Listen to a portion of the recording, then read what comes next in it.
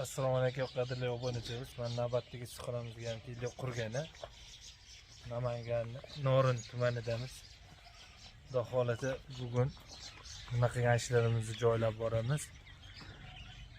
Qurilishdan to'liq imkon boricha videoga olib joylashga harakat qiling. Yo'qsa like bosib, obuna bo'lib, o'z fikringizni ham bildiringlar. O'zbekiston bo'ylab shunaqa issiqxonani qurib beramiz. Bu issiqxonamiz Koreya uslubida bo'lib, pandon issiqxona bo'ladi. Metalimiz mahalliy metal, ishlarga qolgan zapchastlarimiz koreyskiy zapchastlardan quramiz yani.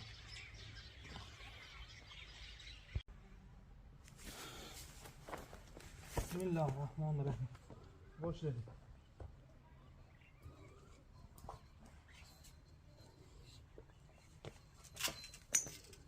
Üç bir ketyapti ukamiz.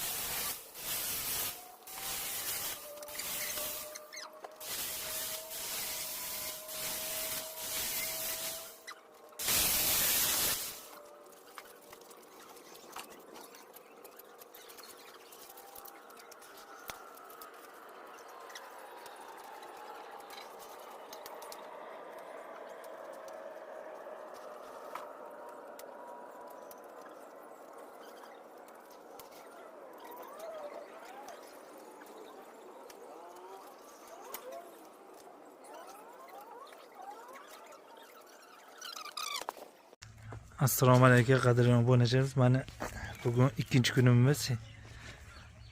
12 bo'ldi soat. 12 gacha bo'lgan holatda ishlarimizni mana salafanlarni yon taraflarini yopdik.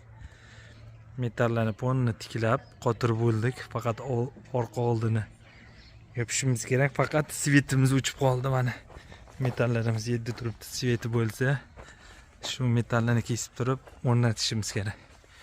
Bolgarka bizda elektr kerak, shuning uchun ishimiz biroz to'xtab qoldi. Shunga salafanni yopib bo'sh turmasligi uchun elektriskiy bolgarka olishimiz kerak ekan. O'zi aslida ishimiz to'xtab qolmadi. Bundan bag'ga svetda ko'p o'chadi.